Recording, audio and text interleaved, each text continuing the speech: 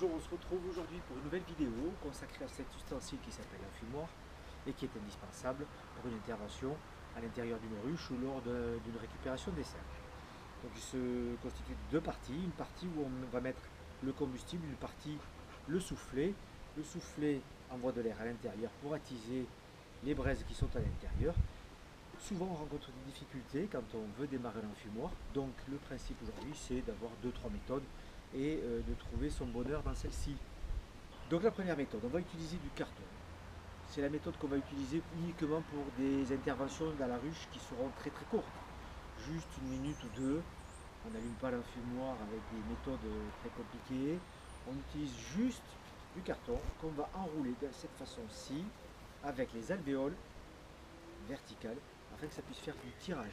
Une fois qu'elles sont enroulées comme ceci, on prend un briquet, on allume, on met la flamme dessous. Très rapidement, si votre carton est sec, ça va prendre. Mon rouleau de carton, je le dispose à l'intérieur de mon enfumoir. C'est terminé. Et on peut y aller. Voilà pour la première méthode. La deuxième, plus classique, plus traditionnelle, celle qui est connue par tous les gens qui apprennent l'apiculture. On utilise deux ustensiles, deux ingrédients, on va dire. Ceci, il y a plusieurs marques qui existent, ce sont des granulés. C'est en fait de l'herbe séchée et compressée, qui a plutôt une odeur assez agréable. On en met 2-3 poignées au fond de son enfumoir. Puis on utilise, je ne sais pas si je peux me permettre de faire de la publicité, mais bon, de marque Fumstart, il doit y en avoir peut-être d'autres, de marques différentes. Vous prenez des bâtonnets qui eux sont composés de matières qui permettent à ces bâtonnets de s'enflammer très facilement. On en prend 3-4. Voilà.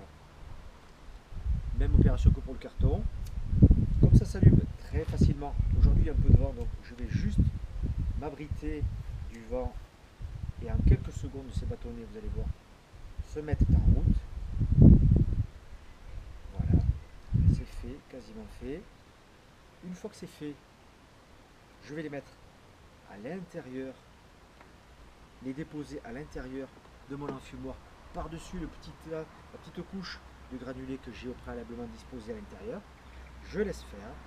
Je vais rajouter quelques granulés par-dessus, comme ceci.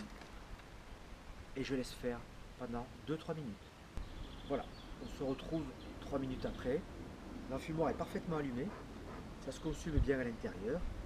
Avant de refermer, et afin d'éviter, lorsqu'on se sert de l'enfumoir, quand on s'en sert, en fait, on a tendance à pencher légèrement, ce qui est normal, pour ne pas que les granulés tombent à l'intérieur et viennent brûler les abeilles et mettre le feu, pourquoi pas, à l'intérieur de la ruche. Je dispose, au niveau du couvercle, un peu d'herbe fraîche, comme ceci. Ça ne bouge pas, et ça va empêcher les granulés de sortir par le petit trou. Je referme ainsi.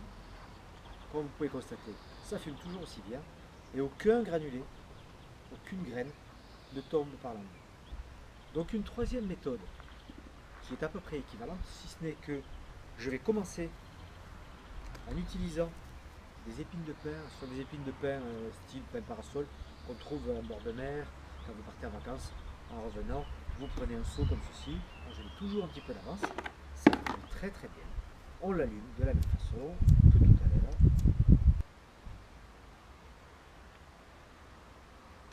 Il y a un petit peu de vent aujourd'hui, ça brûle parfaitement bien.